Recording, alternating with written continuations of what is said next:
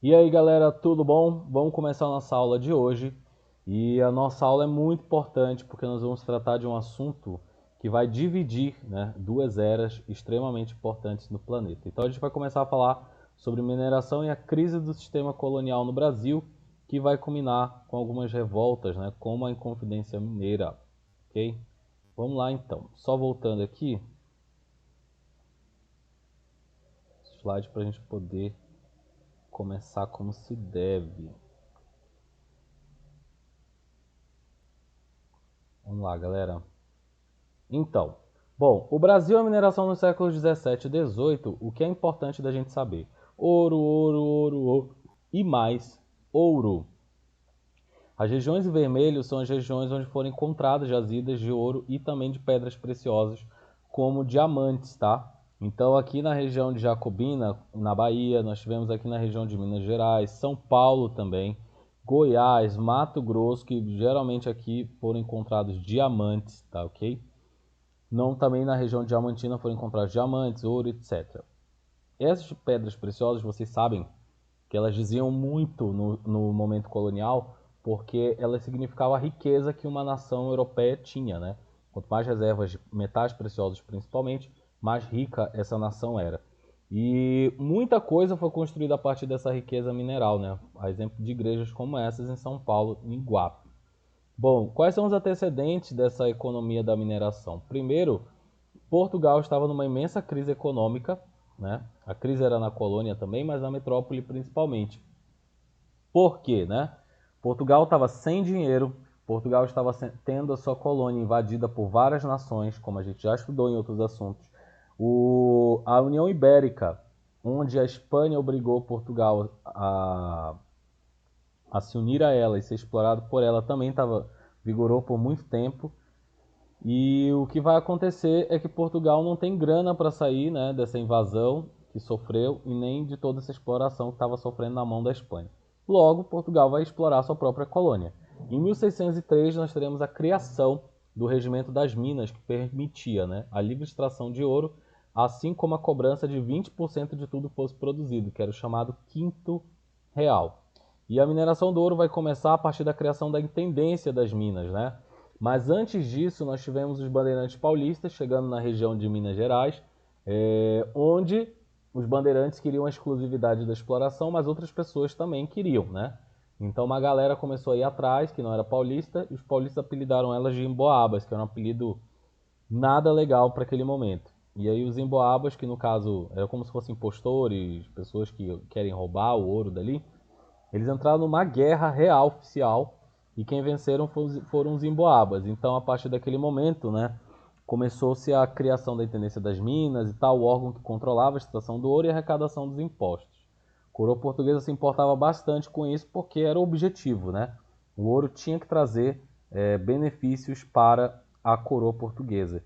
Então, eles vão dividir as datas, que são as grandes áreas de exploração, e essas datas vão ser divididas em lotes que vão ser dados a pequenos exploradores que também vão pagar impostos, e assim vai formar-se uma cadeia de pagamento de impostos no Brasil. Entre os impostos desse período, tem os mais importantes, que é o quinto real, que é 20% de toda a produção do ouro e de pedras preciosas. A captação, que é um imposto cobrado sobre a pessoa, né, que está explorando aquele lugar. Por exemplo, eu sou dono de uma data, eu vou te dar um lote que vai ter que me pagar o imposto da captação. E a derrama, que é a parte mais cruel e controversa dessa história toda, que é quando a coroa não conseguia atingir a meta, a colônia não conseguia atingir a meta que a coroa portuguesa tinha dado, a coroa começava a tomar bens dessas pessoas, né? E a partir desse momento começaram os conflitos, porque gente rica começou a ser também roubada, explorada dessa forma. E os locais da mineração já falei para vocês, né? Minas Gerais, Bahia, Goiás e Mato Grosso. E para evitar o roubo do ouro, né? Que muita gente inclusive engolia o ouro, muitas vezes escondiam, enfim, enterravam, foram criadas as casas de fundição. Todo ouro que circulasse na colônia deveria ser fundido, ou seja, derretia, colocava numa forma e depois ele era taxado e cobrado os impostos. E eles ficavam exatamente dessa forma aqui, só podia circular e comprar com ouro dessa forma, né? Uma tentativa de frear o contrabando de ouro que havia naquele momento. O ouro de aluvião foi a forma mais conhecida de exploração e a mais utilizada, e essa é uma forma que polui a natureza, porque ela usa mercúrio na água, né, para identificar o ouro. Ela era feita nas margens dos rios e dos barrancos. O grande problema é que essa é um método de extração muito lento, né, o que vai também ocasionar a crise desse tipo de abastecimento. Então, o que é que a gente viu, né? Portugal meio que bamburrou na economia do açúcar, aí veio a Holanda, produziu açúcar, aí Portugal decai financeiramente. Aí Portugal é invadido pela Espanha, né? Com o tratado com a União Ibérica. Aí Portugal acha ouro, finalmente acha que vai ficar legal, aí começam as crises e todo o conflito. Bom, os diamantes foram achados no Arraial do Tijuco, atual Diamantina, né?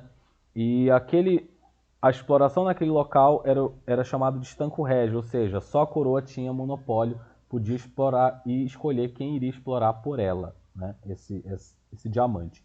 Os contratadores eram esses particulares para quem eram vendidas as concessões de exploração, e aí eles exploravam. Esses contratadores, por sua vez, que eram geralmente portugueses e brancos, né? Pagavam a coroa portuguesa o valor da concessão, né? Compravam essa concessão. Eles também pagavam a captação, que era por tudo que era produzido, e depois ainda pagavam 50% da extração desse diamante. Não à toa que vocês já imaginam que vários contratadores roubaram a coroa portuguesa, né? Foram condenados, alguns inclusive mortos ou mandados para o exílio. E aí o que é que nós temos aqui, né, galera? Temos Diamantina, uma foto do antigo Arraial do Tijuco, e aqui começava uma estrada real que ia até o Rio de Janeiro, onde essa produção era escoada de navio para a Europa. Essa casa onde viveu Chica da Silva já abre o precedente para a gente falar uma coisa. Boa parte da mão de obra mineradora era escrava. Logo, né, Chica da Silva foi uma grande exceção porque ela era uma escrava pelo qual um contratador português se apaixonou, e eles casaram e formaram uma família. Ela ganhou o título de nobre e passou a ser basicamente a manda-chuva do local, né? Imagina só a cena para aquela época. Tanto que se transformou em novela, novela que eu indico para quem tem 18 anos, pelo menos, tá, gente? Que é uma novela bem pesada. Mas, além da Chica da Silva, alguns crioulos, crioulos não, né? Esse é um termo obsoleto. Algumas pessoas, que era esse termo que era chamado na época, mas hoje a gente poderia dizer mestiços, né? Misturas de pessoas brancas, pessoas pretas e tudo mais. Essas pessoas exerciam cargos, né? Exerceram alguns cargos como forma de exceção. E aí foi um documento que eu falei na aula passada para vocês, em relação ao rei de Portugal ter reclamado que ele tinha sabido que algumas pessoas de origem africana estavam exercendo cargos, né, no Brasil, e que isso não era legal. Bom, o que a gente pode ver é que com a expansão da colônia e a formação dessas vilas, a vida social passa a se tornar menos rígida, né? E as pessoas, o trabalho livre começa a aparecer de forma mais intensa. Então, aqui Diamantina, temos então muitas heranças, né, arquitetônicas, e essa era outra forma, né? Essa daqui era a exploração de prospecção, onde as pessoas ficavam exatamente ali, ó, vigiando os escravos para que eles não roubassem as pedras preciosas que talvez fossem encontradas. Por que a atividade mineradora vai declinar no Brasil? Quase um século, né, de exploração. O problema é que as técnicas eram muito atrasadas, eram muito rudimentares, e as jazidas também esgotaram, né, assim como qualquer outro recurso natural. As consequências desse esgotamento e dessa diminuição vai ser que a coroa portuguesa vai achar que está sendo roubada, então ela vai aumentar a fiscalização sobre o território e também vai começar uma série de derramas, né? Que a galera não vai ter como pagar o que a coroa quer. A coroa queria uma tonelada e meia por ano, né, de ouro, e não tinha como produzir isso mais. Então vai se começar a desenvolver um sentimento anti-português no Brasil, que é o que vai culminar com a Inconfidência Mineira. E Portugal, naquele momento, estava em crise com todas as coisas que eu já falei para vocês, inclusive o Tratado de Methuen. Foi um tratado que Portugal fez com a Inglaterra, onde a Inglaterra vendia muitos tecidos de alta qualidade e preço baixo, e Portugal vendia vinhos muito caros que não eram comprados quase na Inglaterra. Então, Portugal se lascou, né, basicamente, nesse tratado, e a Inglaterra teve muitos lucros e Portugal ficou amargando os prejuízos. Bom, Dom José I, que foi o rei de Portugal, ele nomeou o Marquês de Pombal como seu primeiro-ministro. E esse primeiro-ministro ele vai ser um déspota esclarecido, falamos isso na aula anterior, o que vai refletir também no Brasil, tá? O que é que ele vai fazer? Vai extinguir as capitanias hereditárias, ele vai centralizar a administração e reunificar o território do Brasil. E uma das coisas importantes que ele vai fazer é transferir a capital para o Rio de Janeiro, de Salvador para o Rio, onde já estava acontecendo, né, o escoamento da produção do ouro. Ele vai extinguir a escravidão indígena, o que vai irritar algumas pessoas, inclusive os colonos, mas vai acontecer. E ele vai instituir a derrama. Ele que institui a derrama como forma de cobrar o Brasil pelo que eles estavam devendo à coroa portuguesa. E também vai expulsar os jesuítas do território, já que os jesuítas estavam dando problema para os colonos também, né? E aí o que vai acontecer? A partir do momento em que a mineração ela é colocada em voga, começam a aumentar os movimentos sociais no Brasil. Inclusive no Brasil começam a acontecer algumas revoltas de cunho emancipacionista, né? Revoltas inclusive anti-portuguesas, várias revoltas acontecem no Brasil nesse período.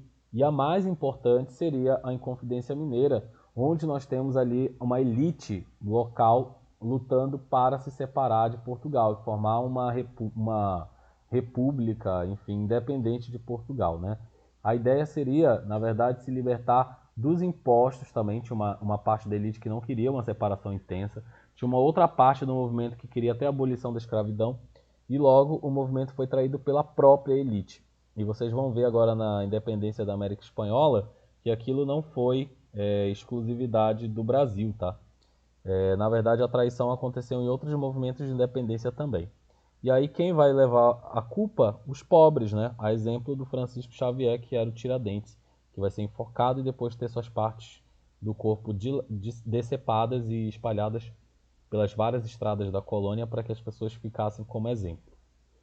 Então a mineração ela vai promover a urbanização no interior do Brasil e também, né, trazida também de arquitetura, arte europeia, etc. Bom, no topo da sociedade nós temos os grandes mineradores e as autoridades reais, que eram, né, nomeadas pelo rei, mandando na sociedade. Né? Em geral eram portugueses, eram brancos, alguns tinham títulos de nobreza, etc. No meio da sociedade nós temos os tropeiros, que têm uma função muito importante. Geralmente são aqueles homens que andavam em burros, cavalos, carregando carga, trazendo comida ou levando, enfim, eles eram grandes transportadores daquele momento e foram os grandes responsáveis também da galera não ter passado fome, tá? Porque era muito difícil chegar nas minas. Também oficiais, burocratas, soldados, clérigos, no caso padres de baixa patente, comerciantes, profissionais liberais e pequenos mineradores. E na base da sociedade, os escravos, né, que não recebiam salário algum, eram explorados, etc. Então aqui temos dois exemplos mais de exploração do ouro, né, de pedras preciosas, que é a exploração de galeria, que seria você abrir um buraco na rocha, e a exploração de aluvião, onde ele tem aqui uma bateia na mão e o escravo está apresentando, né, a bateia para o superior lá e ele está verificando se é ouro ou não, tá, na vasilha. Bom, agora a gente vai falar sobre a independência da América Espanhola, ok? Vamos lá. E a independência da América Espanhola ela vai ter um contexto, só que a gente vai aumentar aqui um pouquinho. Deixa eu só ver se está gravando ainda. Ótimo.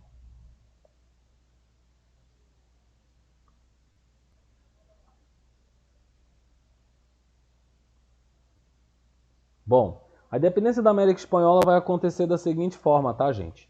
Quais são as influências? A primeira, claro que é iluminista, né? As ideias iluministas vão chegar à América a partir dos filhos das pessoas ricas que iam estudar na Europa. E essa galera voltava iluminada, como diziam os filósofos iluministas, com ideias liberais. Eles acabaram vendo também como a Inglaterra se desenvolveu, como a França estava se desenvolvendo a partir da Revolução. A independência dos Estados Unidos aqui na América também vai ser muito importante, porque é uma quebra do domínio colonial. Temos também a Revolução Francesa na França, né, um país europeu de grande importância, se tornando uma república. Temos também, né, que após a Revolução Francesa temos a ascensão de Napoleão Bonaparte, e irmão do Napoleão Bonaparte vai assumir o trono da Espanha, porque o Bonaparte vai invadir a Espanha. Então ele vai colocar o seu irmão José Bonaparte no trono. Isso vai dar muita confusão, né? Porque a galera vai começar a achar que a Espanha virou uma bagunça. E a galera que era dos países colonizados aqui da América vai começar a ver que a Espanha está enfraquecida e logo vai começar a fazer um movimento anticolonial. Também a Revolução Industrial tem uma característica nisso aqui, porque a Inglaterra começa a pressionar alguns países e começa a apoiar países que querem se tornar independentes para poder expandir os seus mercados consumidores de produtos industrializados. Então, para a Inglaterra é interessante que o mundo se torne independente justamente para que o mercado consumidor aumente, tá? E acabe, claro, a escravidão, né? Bom, um dos grandes motivos da independência da América Espanhola, assim como foi da América do Norte América, etc., foi a quebra do pacto colonial, assim como no Brasil também houve um desejo da quebra do pacto colonial. E a gente já sabe o quanto é ruim esse pacto colonial. A metrópole recebe e a colônia só vai sendo sugada, né? Ou seja, quase que a colônia não tem vantagem nenhuma, não tem liberdade de comércio, a elite local não tem capacidade e nem incentivo para crescer, não se podiam ter indústrias e nem manufaturas na colônia, logo o pacto colonial era extremamente prejudicial. Quem ganhava era apenas a metrópole. Então, muita gente rica, né, muita gente, inclusive, da origem desses países metropolitanos, começou a lutar pela independência. Né? Outra, divisão colonial espanhola, que é o caso aqui, era feita de duas partes. Tinham os vice-reinos, que tinham funções administrativas. Aqui tem os vice-reinos da Espanha, vice-reino da Granada, vice-reino do Peru. E as capitanias que tinham funções defensivas, como Cuba, Guatemala, Venezuela e o Chile. Ok? Para a gente entender também melhor, a sociedade espanhola daquele momento era formada por essas populações aqui, que eu quero que vocês prestem muita atenção agora. No topo da sociedade estão os chapetones, que eram brancos nascidos na Espanha, eram espanhóis, e algumas vezes eles tinham também títulos de nobreza. Eles ocupavam mais alto escalão administrativo e cargos extremamente importantes nesse momento. Abaixo deles tínhamos os crioulos, e os crioulos, criollos, né, eram pessoas que eram espanhóis também, mas nasceram na América, e acreditem se quiser, a sociedade nesse momento é por nascimento, logo os chapetones se sentiam superiores por terem nascido na Espanha e não na América. Então os crioulos eram espanhóis considerados americanos, tá? Tínhamos os mestiços, que aí sim é a mistura de brancos e indígenas, e eles formavam uma camada que geralmente exercia trabalho livre, tá? Tínhamos também a camada dos escravos, que é o trabalho compulsório, sem pagamento de salário, e os nativos americanos, que também eram explorados através de um acordo de trabalho, né, conhecido como mita e encomienda. Então, começamos as revoltas. Né? A primeira revolta separatista foi a revolta de Tupac Amaru, no Peru, em 1780, já lá no final do século XVIII, onde ele, né, influenciado pelas ideias iluministas, ele estudou na Universidade de São Marcos, em Lima, né, um cara que tinha uma descendência direta de indígenas. O Tupac Amaru II deu início a uma revolta contra o abuso dos espanhóis. Ele vai envolver muita gente, inclusive nativos americanos. Contudo, infelizmente, essa revolta foi brutalmente reprimida. 80 mil indígenas rebeldes foram assassinados. Inclusive, ele foi torturado e morto para servir de exemplo para que ninguém mais se levantasse. Mas o mundo já estava em mudança, né? As revoltas não param por aí. E aí nós teremos a independência do México em 1810, já no século XIX, onde o movimento ele vai ser liderado, né, pelos padres Miguel Hidalgo e José Morelos. Eles vão liderar o movimento de independência, mas vão ser traídos pela elite, que eram os crioulos e os chapetones, tá? Uma das coisas importantes de ver aqui nesse movimento é que esse movimento de independência ele foi formado assim, uma galera se uniu. Era rico, era pobre, era todo mundo querendo independência. Contudo, os pobres queriam a abolição da escravidão, queriam reforma agrária, distribuição de terras. E os mais ricos, que eram os chapetones e os crioulos, não queriam. Eles queriam privilégios, né? Eles queriam privilégio de comércio, queriam continuar explorando a terra aqui, sem intervenção da metrópole. E isso vai fazer com que o movimento ele acabe sendo traído, né? A galera mais rica, os crioulos e chapetones, eles vão negociar pela surdina, né, atrás das cortinas, um acordo de independência com a Espanha, onde eles vão pagar alguns impostos, né, e uma taxa, etc., E a Espanha concede a independência ao México por conta das elites, que vão então começar a explorar o povo de forma absurda e violenta. A independência na América Central vai acontecer a partir de 1821, né? E em 1823 eles formam as Províncias Unidas da América Central, isso um ano depois da independência do Brasil, e a União vai ser desfeita por pressão da Inglaterra depois que queria o mercado consumidor e a produção de matérias-primas desses territórios. Então o que vai acontecer? Vai haver uma pressão e cada um vai formar o seu próprio quadrado. Então Guatemala, Honduras, Nicarágua, El Salvador, Costa Rica, Panamá e Colômbia. A Jamaica também e o Belize, que é perto do México. Todos esses países se tornam independentes e começam a ser assediados pela Inglaterra. A independência do Paraguai ela vai ser chefiada por um crioulo, né, que era o José Gaspar Rodrigues Francia. Em 1811 ele começa o movimento e torna o Paraguai independente, formando aí um país isolado na América que vai crescer pra caramba. Inclusive o Paraguai vai incomodar o Brasil, vai ter uma guerra, né, chamada Guerra do Paraguai, que a gente vai estudar mais adiante. O José de San Martín, né, vai capitanear a independência da Argentina, do Chile e do Peru, organizando um exército formado por várias pessoas, né, conhecido como Exército dos Andes, onde ele forma vários povos dessa região da Argentina, Chile e Peru. E a galera também do San Martín, esse exército todo atravessa a Cordilheira dos Andes e começa a lutar em outros territórios e se tornarem independentes. Nós teremos a independência do Peru, no caso vai ser a última, né? Vai tornar o San Martín o primeiro presidente. Então esse cara, inclusive, tem muitas ruas com o nome dele naquele território, mas a gente está falando aqui de um libertador que é das elites, né? Então ele não vai desenvolver esses lugares a partir da lógica do povo, e sim da lógica da burguesia.